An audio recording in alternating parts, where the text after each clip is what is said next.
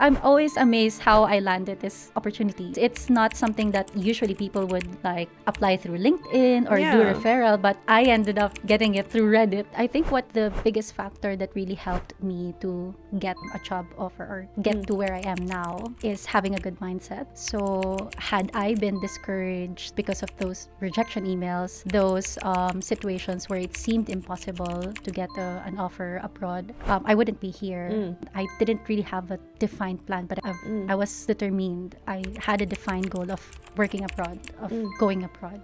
Even though people talk fear in your plans, those will just be noise because you know exactly what you want and you'll do everything to get it. Let's try this. I'm excited. Okay.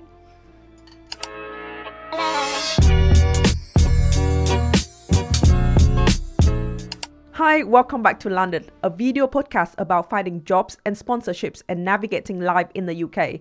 I'm your host, Ellen. Today, I'm joined by Chyn, originally from the Philippines. Chyn achieved something remarkable. She relocated to the UK in 2022 on a skilled worker visa without any prior UK work experience or time in the country. While many people often move here to study first and gain local experience, Chyn took a direct leap and made it happen. As a certified public accountant with nearly 8 years of audit experience, specializing in banking, she's an expert in her field. Outside of her career, she loves singing and going to the theatre. Recently, she completed half marathons to raise funds to different charities. Welcome to the show, Chyn. Thank you, Helen. Thanks for having me. Hi. Hi, everyone. Yeah, thank you. And I'm very excited to do this episode with you, since you reached out to me and told me about your journey. And to me, it's very rare, to be honest, because I haven't heard that many people are able to do that. So I'm really excited to ask you about your journey and for you to share more about it. So could you walk us through your journey from when you first moved to the UK till now? So I moved here to London back in November 2022. So the company covered my first 2 weeks in a hotel accommodation. So while I get settled with like getting my BRP, getting acquainted with my workplace, and of course, the most important thing is looking for a house.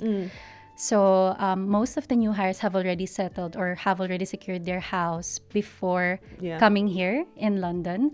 So for some reason, I have to move out the very next day. Oh my God. Yes. Yeah. So imagine not knowing anyone that time. So my initial plan was to reach out to my recruiter, the one I had been the one who contacted you. Yes. And helped you through. Yeah, exactly. So my recruiter who had been doing or helping me with my onboarding and the processing of my visa. So I just asked them whether they could help me find an accommodation. But of course, they can only do so much, right? So they suggested the house sharing apps like Spare Room, Rightmove, etc. But those options need time, and I had to move right away that very day. So that wasn't a good option for me at the time. So my next step was like, even though it wasn't ideal, I reached out to the people I had just met at work. So imagine someone you have just met and asking, hey, can I live with you? Real at work? Yes, at work. Oh, wow. So I reached out to my manager and even the colleagues that I just met during the onboard or my first day. And I was like, I asked them if they have any space in their house. And of course, as expected, they're all already settled in their houses. And so I'm like, what am I going to do? Where am I going to live? So imagine it wasn't a very ideal start. It wasn't the very ideal way to start my life in the UK. Yeah. But fortunately, my partner, Sam, he has a colleague who had also moved to London that same year. Yeah. So he suggested that I reach out to her, and I did. Mind you, I had never met this person before as well.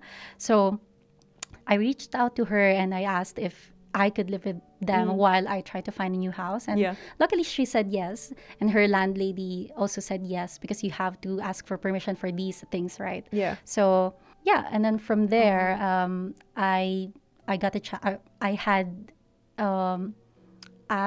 so that was November. I moved out I checked out from the hotel like the 28th of November. Yeah. So I was with them on the 29th. Yeah. So I got a free accommodation for the whole December because so they were 4 in the house and 2 of them were flying back to the Philippines. So the room will be free. Oh, so I ended up like having a free accommodation for the whole December. They didn't ask me to pay. Yeah. So it was also a financial relief for me as I transitioned to, like getting settled in the UK, and I also have the time to find my own place. So in the same house with that acquaintance. Yes. So also, so in January, I moved to my new home, and fast forward like 10 months after, I ended up, because it was a spare room. It was just a spare room setup. So they have a free room, and I was renting just that room. Yeah. And eventually I ended up renting the whole house. Yeah. And when my partner came here and also our pets, so we ended up renting the whole house and living there, like all of us. Yeah, nice. Yeah.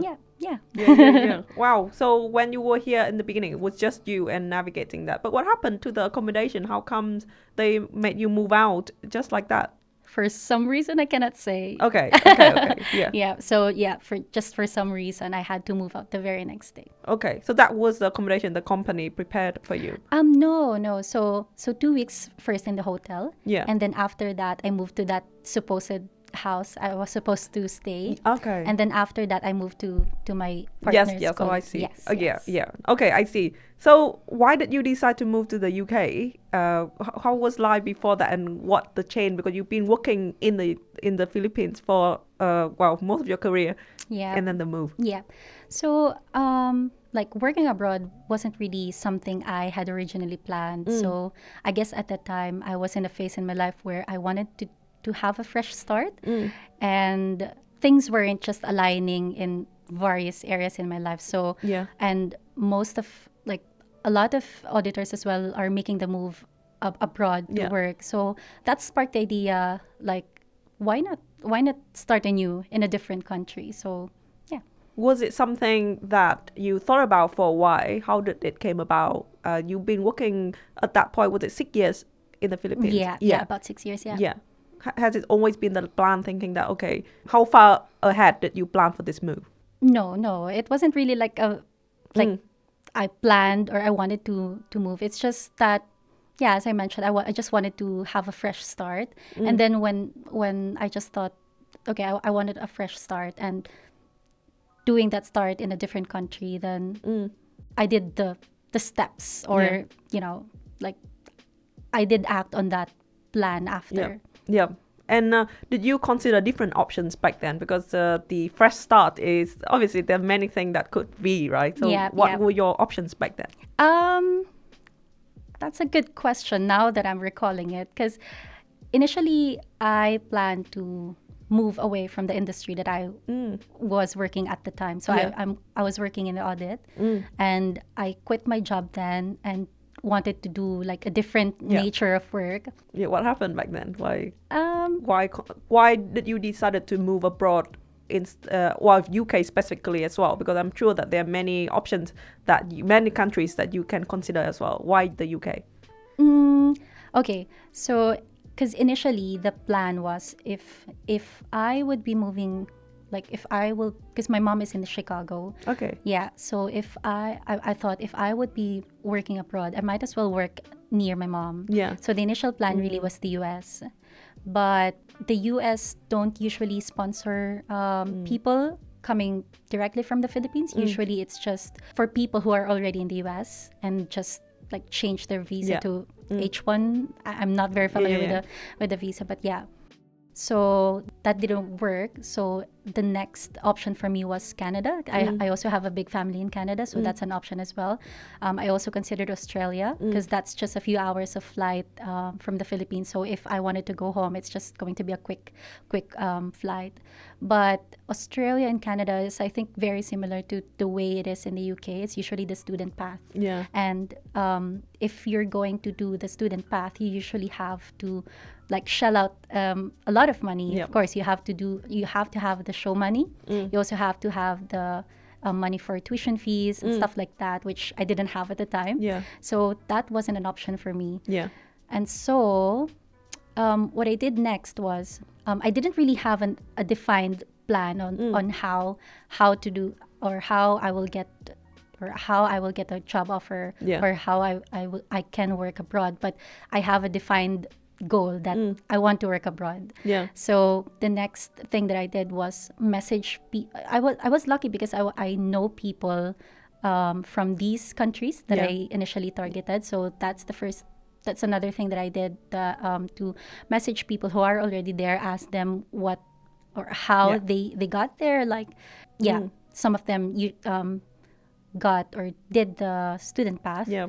That's not an option for me. So the next thing I did was to message people who are already working there and ask if they could refer me. Yeah. So in those other countries, US, in Canada, those other Australia. countries, yes, exactly. So a friend of mine from the US, when I did that, so when I reached out to him for a referral, he actually helped me with fixing my resume. Yeah. So he helped me revise my resume, highlight whichever needs to be highlighted, and even the formatting.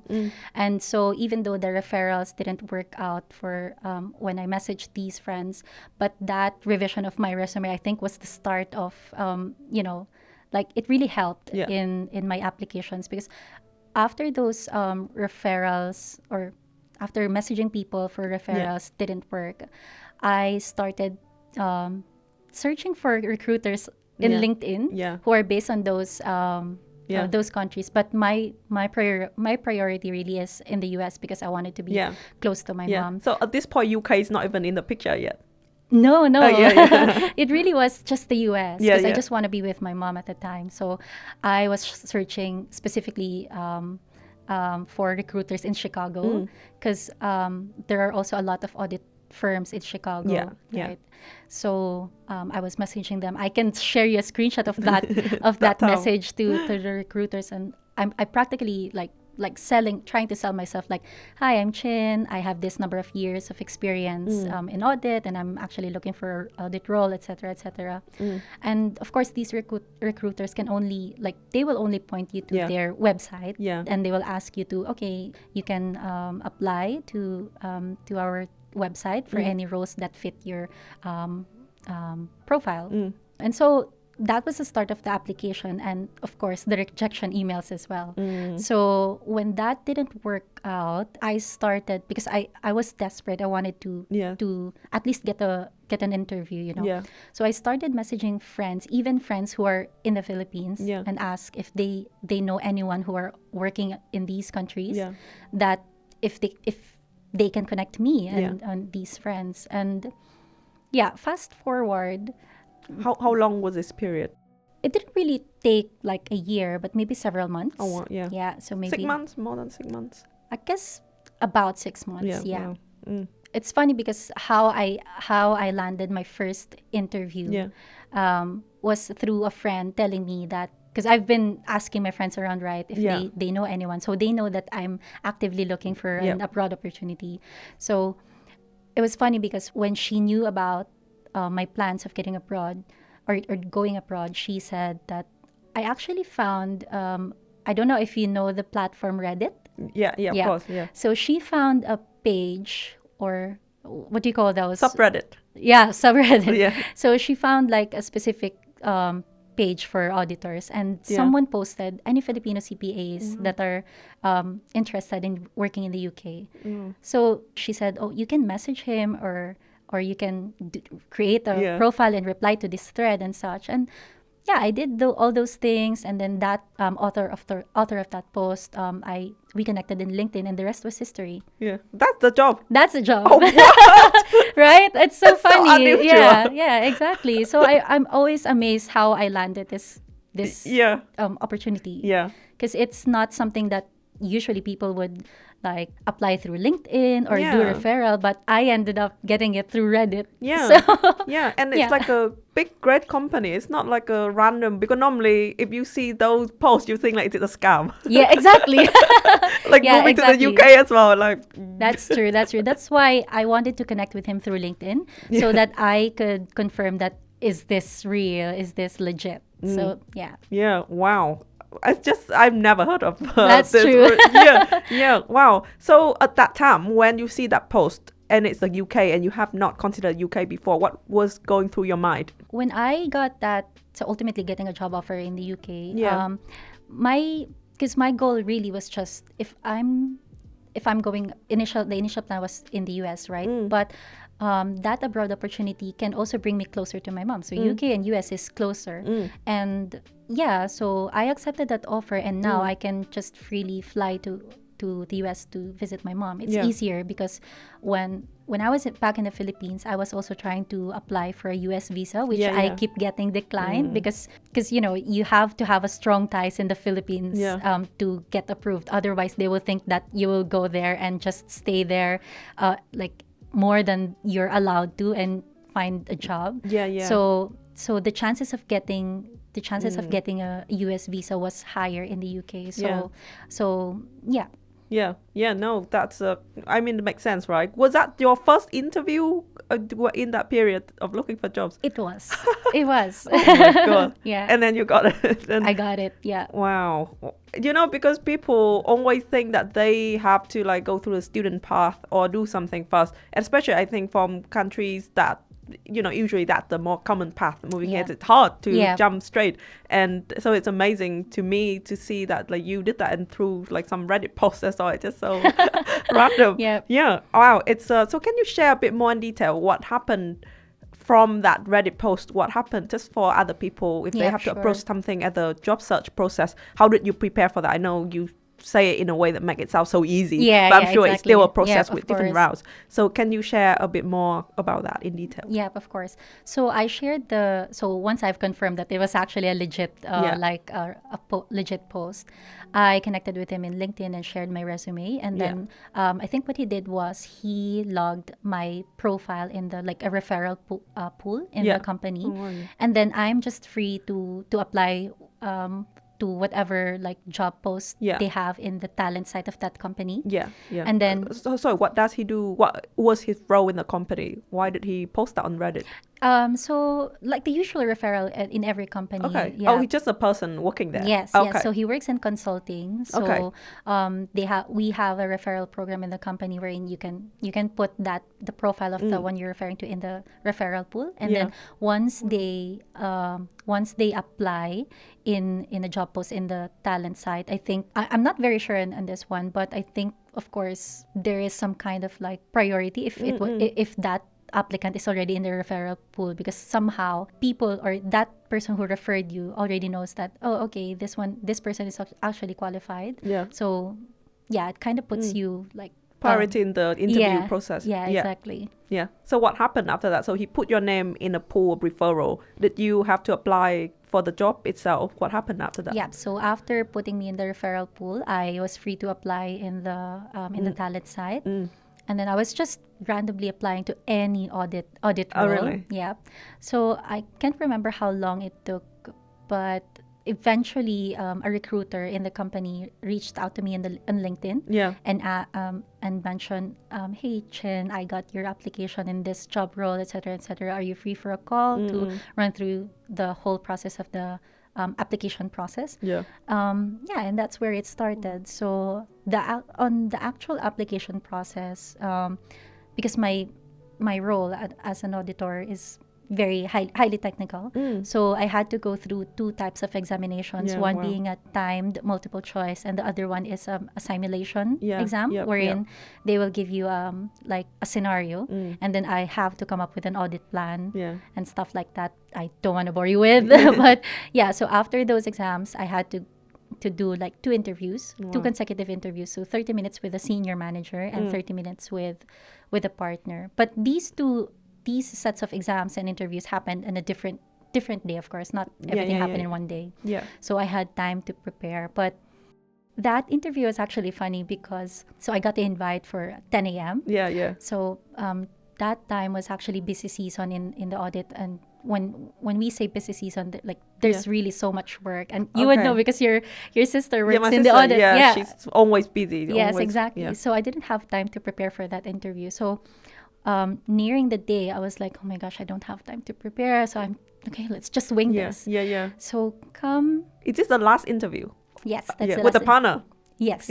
Actually, both happened on the same day. Okay, it's consecutive. Oh wow! So 30 minutes first with the manager, and then 30 minutes and then 30 minutes with the partner, and then come 10 a.m. I like I joined the call. No one was in the meeting room. And I checked the invite, and I didn't realize it actually says 10 a.m. BST. Okay, yeah. So that means that's UK time, which means the interview is not until 5 p.m. in the Philippines. Yeah. So I was like, oh my gosh, I have good 7 hours to prepare.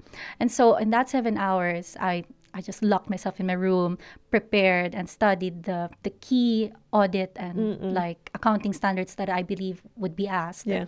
So come 5 p.m., I was feeling more confident. At least, I got time to prepare at least.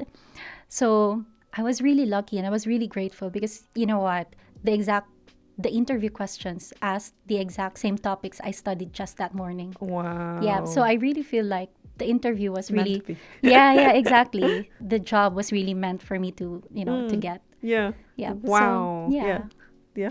Yeah, that's it. Yeah. Wow, that was the exams and the interview process. I'm sure that were they from the UK, the people interviewing you? Yes, they were from the UK. Yeah. Was it very different from your job process in the Philippines? Was it very new to you? Did you have to prepare long for those? I think it's different because I didn't really have to do like those technical exams in the Philippines. I only had the interview wherein they will ask technical questions, but I didn't have to do like a written exam or have to come up with an audit plan. So yeah, it is different in that sense. Yeah. Did they tell you what it is or you prepare for that based on that information? Only that first call with the recruiter when he reached out to me in LinkedIn. We just had one call and he laid out all the steps in the whole application process. Yeah. Wow, that's it's just so incredible. I feel like you're meant to be here. Yeah, exactly. Like how you plan for one thing for America and now you're here and it feel like it kind of opened the doors for you to be true. Yeah. Wow. Okay, so before we continue our conversation, now is a segment where we'll try food from our country and lovely. I have something bring for you and you have cooked something from I home. did. Wow, I'm so excited to try. So Right. yes, so we're gonna try it now. So I am holding a dish that Chyn has prepared for me. You cooked it as well, so I'm this very morning. excited. Yeah, it smells really good. And Chyn is holding a dish that I prepare. So first, do you want to describe what you prepared here? Sure. It's just a classic Filipino dish. So it's pork belly, cooked in soy sauce and a little bit of vinegar. So yeah. Yeah. And it is actually also very similar to Vietnamese dish. We also cook a lot pork belly, and I love pork belly. Yeah. So I'm very excited to try this. And what I have for you is called bánh cuốn. So I think it is a steam roll with pork. So it is like some outside there's a layer of I don't know what it's called, but it's like a rice cake thing and then pork inside. Okay. And then there's some sauce with it as well. Okay. Is this usually like a the meal or like a snack? It is in Vietnam you eat that for breakfast. I ate this for okay. breakfast or anytime, but it can be like a meal, but like a snack. It's not like this is like a meal. Yes, so that's we a meal. Yeah, in a dinner or something. Yeah. But that you would go, I don't know, late afternoon after work or Just a quick snack. quick bite. Yeah. But it's very filling. It can be filling. So Okay. it also can be like a full meal. So I got this from a restaurant called K-Chair, and I really like that restaurant and this food from that as well. And in that restaurant, they sell it as more like a side small dish and not the main one. Yeah. Okay. Let's try this. I'm excited. Okay. Do I eat the whole thing? Yeah, you can eat the whole thing or you can bite it. Oh, okay. Let me try this. Let's try. Is it like an ASMR? Oh.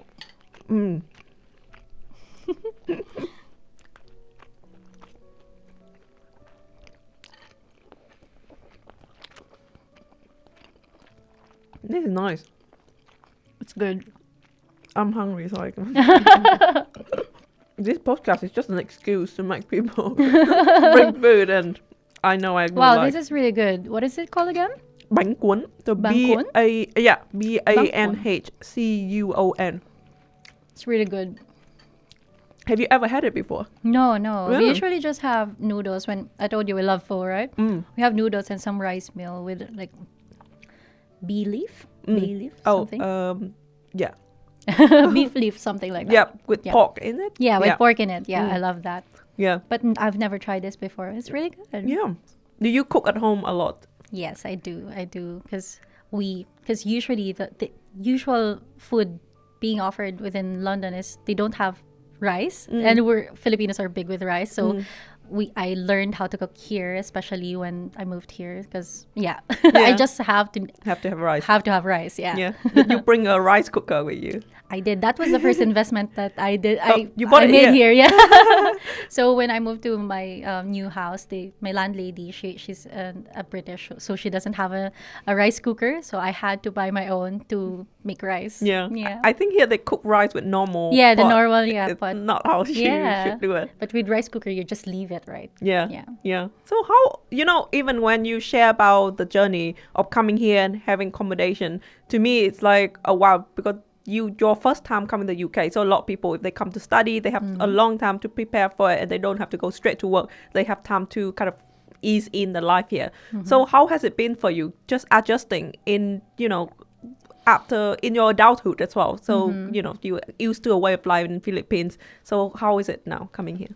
I think it wasn't that big of an adjustment for me because I came here really, really excited. I came here with an open mind that I actually have a cousin in Manchester, and so she like gave me an advice, like, just meet people, don't just like mingle with, like, because that's the usual thing, right? If you're here, of course your tendency is to look for Filipino community and like just like bond with your own People, and I came here with an open mind, and I really told myself that I'm going to meet a lot of people. I want to meet a lot of people from different backgrounds. And so it wasn't really that much of an adjustment because that really was my plan. And I came here with, as I said, an open mind. Yeah. Is it common for people, say in the Philippines, or people that come here straight directly applying for work here? I think so, because actually for Filipinos, most of the Filipinos that go to the UK are nurses. So that's why when people know, or when people find out that I'm a Filipino and, oh, are you a nurse? I'm like, no, I'm actually an accountant. I'm an auditor. Oh, really? That's new. Because, so mostly Filipinos come here straight on a sponsorship visa, like on a work visa, but usually like the nurse profession. Yeah. Do you hear that more common than coming here to study? Yes. I think it is more common to come here on a work visa than a student path. Oh, I see. Yeah, I think, in my own kind of community, Vietnam, I think it's more common to come here to study. A student. Yeah, so that's all I have known. So I didn't even know it possible to apply for like corporate jobs directly like that. Yeah. What have you found like the biggest challenge moving here, kind of fresh come out to work here straight away? I think the biggest challenge is getting homesick, of course. So I moved here just on my own. The initial plan really was for me to bring my partner here after 2 years. So that was the expected timeline for us. But after a few months, because usually the busy season for an audit, for the audit industry is usually from November through March or April. So I was like, imagine being stressed with work and it was just you and you're in a foreign like country. Yeah. So that was the biggest struggle. You're like being alone and just being homesick and just wanting to have someone with you. So that was the biggest struggle. So I guess that was also the reason why it took me like really, it was really quick for me to bring my partner and our babies, our pets here, like just after 10 months since I flew here. Yeah, you can't be away. Yeah. So I moved here November 2022 and they arrived August 2023, just the following year. Yeah. And after that, I enjoyed London more because I have someone with me. Yeah, so, to experience together. Yes. Yeah. So those places that I went to just being on my own, I went there again with my partner. Yeah. It was a different experience. So it's just different when you do things with someone you love. Yeah.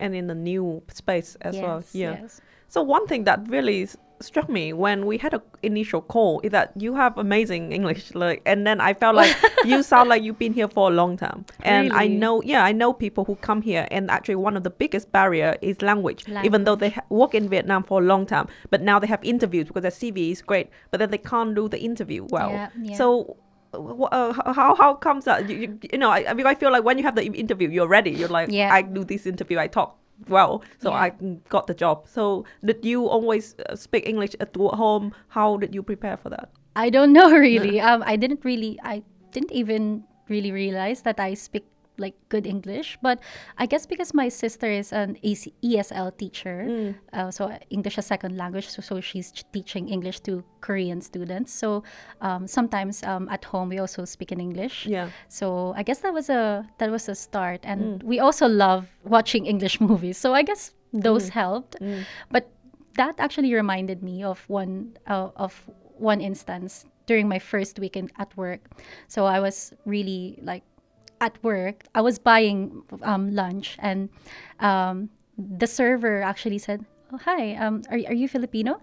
I was like, "Yeah." "Oh, how did you know?" "I noticed the accent." I'm like, "Oh, really?" I was actually trying to hide it because I wanted to like speak more. Fit in, yeah. Yeah, I want to fit in. I want to try to like speak more softly or sound like them. So, "Oh, really?" I was actually trying to hide my accent. Yeah. And he was like, "No, embrace it. Be proud. That's your identity." And then I was like, "Oh, yeah, actually, a lot of people doesn't want to be recognized through their accent, but that's really true. That's your identity." So Yeah. no, I just wanted to share. That was actually a good like reminder for me, Yeah. like to embrace, especially in London. We are very we have a very diverse environment here, So your roots are actually your identity. Yeah, no, exactly. And I think probably I went through the similar, like when I first moved here, I want to like I blame myself for not sounding more British, the accent. Yeah. And then over time I'm like, well, I can communicate. That's the more Yeah, important thing. yeah. Yeah. And that's what counts. Yeah. Yeah, that's true. Yeah. So now that you've been here for quite a while, what would you say has been kind of some reflections on this journey so far and moving here? And for someone who say in the home country are thinking of moving abroad, what do you wish that you had known back then to prepare yourself better for life here? I guess on the application itself, on the technical side, I think these are things that are within your control, like the interview and the examination. Like if you prepare enough, then you're good. But I think what the biggest factor that really helped me to get job offer or get to where I am now is having a good mindset. So had I been discouraged because of those rejection emails, those situations where it seemed impossible to get an offer abroad, I wouldn't be here. But I just kept going. As I mentioned, I didn't really have a defined plan, but I was determined. I had a defined goal of working abroad, of going abroad. Are you familiar with the saying, your life is only as good as your mindset? So if you think you can or you can't, then you're right. Yeah. So I have a lot of people coming to me asking how I got here or asking if I could refer them.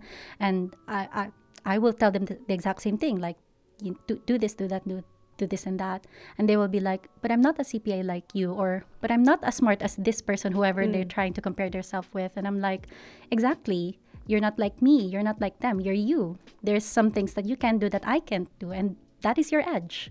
I actually referred someone because you can refer some people to different countries as well.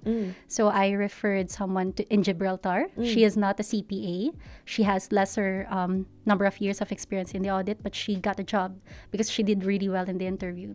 So you don't really have to be like these people who are already here, but you just have to work on those things that you're good at. Yeah. And just believe you can, and just keep going. If you know what you want, that's the start. If you know what you really want, then whatever is, or even though people talk fear in your plans, those will just be noise, because you know exactly what you want and you'll do everything to get it. Yeah. So I guess that's the main reflection that I have. Yeah. Wow. Yeah, I think hearing from that, I think you were incredibly resilient, because a lot of people will give up just after the US, no interview, or during that process. It was hard, and you say longer than 6 months. That was a long time. People probably just give up after one or two failed interaction, but you kept going and you open to new path as well, and you prepare yourself for it. So it took a lot to just keep going, and like you say, with your mindset is that you, as long as you know your goal, you keep it open, you keep going. Yeah, that's actually my life motto. The keep swimming from Finding Nemo. Just keep swimming. Just keep swimming. Yeah. Yeah. That's my life motto. Yeah. No, it's amazing. Thank you so much for your very inspiring journey. Thank you, Ellen, for having me.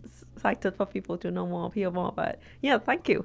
And thanks for our viewer for tuning in. See you in another episode of Landed. Hi, thank you so much for watching and listening. I hope you enjoy it. To support the show, remember to like, subscribe, and leave comments. You can also follow me on Instagram at Ellen Win Official, where I post content more regularly. See ya!